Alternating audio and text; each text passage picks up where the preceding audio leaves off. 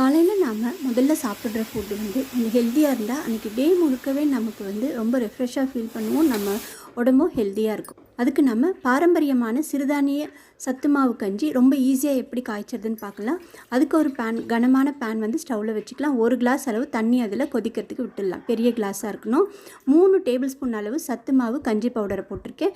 இது வந்து டீஸ்பூனை காட்டிலும் கொஞ்சம் பெருசு. இப்போ தேவையான அளவு தண்ணி விட்டு இதை தோசை மாவு பதத்துக்கு கரைச்சிக்கலாம்.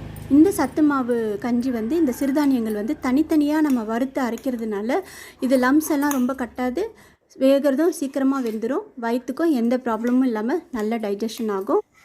இந்த கரைச்சதை வந்து நம்ம கொதிக்கிற தண்ணியில் சேர்த்துக்கலாம். சிம்மில் வச்சுட்டு இதை ஊற்றிட்டு ஒரு 2 தடவை மிக்ஸ் பண்ணி விட்டுட்டு ஸ்டவ்வை வந்து ஃபாஸ்ட்டாக கூட வச்சுக்கலாம். இதை கைவிடாமல் கிளறணுன்னெலாம் கிடையாது.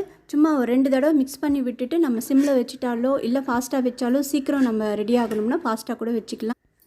இப்போ இது நல்ல ஒரு பபுள்ஸ் வர மாதிரி கொஞ்சம் கொதி வரணும். இப்போ நம்ம கொஞ்சம் உப்பு சேர்த்துக்கலாம். உப்பு சேர்க்கறதுனால கஞ்சி மாவு வந்து குடிக்கிறதுக்கு ரொம்ப டேஸ்டியாக இருக்கும். பால் சேர்க்கறதுனால எப்படி சேர்க்கறது அப்படின்னு நினைக்காதீங்க. எதுவுமே ஆகாது. நம்ம உடனே தான் குடிக்க போகிறோம். அதனால் எதுவும் திரிஞ்சி எல்லாம் போகாது.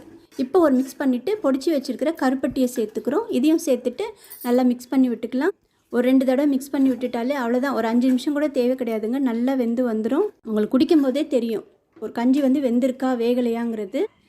இதை ஒரு பாத்திரத்தில் தண்ணி விட்டு ஃபேன் காற்றுக்கு நேராக ஆற விட்டுக்கலாம். ஒரு 5 to 10 மினிட்ஸ்லேயே வந்து இது ஆறிடும்.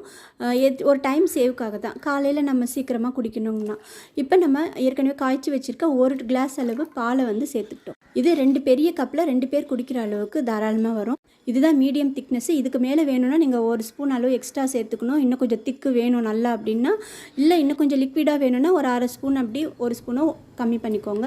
இதுதான் மீடியம். இதுதான் குடிக்கிறதுக்கு கரெக்டாக இருக்கும். இது நம்மளோட ஹோம்மேடு சத்து மாவு பவுடர். இது டயட்டில் இருக்கிறவங்க பால் சேர்க்க வேண்டான்னா மோர் அடிச்சுட்டு அந்த மோரையும் இதே மெத்தட்லேயே பண்ணி மோரையும் கலந்துக்கலாம். அவ்வளோதான். ஹெல்த்தியான சத்து மாவு கஞ்சி ரெடி.